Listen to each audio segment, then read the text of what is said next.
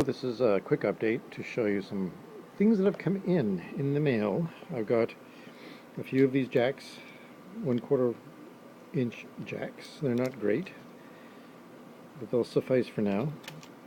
And I got in my 200K resistors, 300 of them, so I got a lot to go through.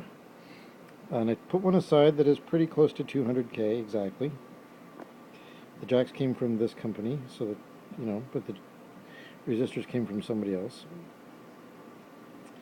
But anyways, that is really good news. It'll go in my board, and I have on order the Tempco resistors, and then after that, all I'll be missing is my power supply, my power FETs, my 15 volts power FETs, and then this will be ready to go.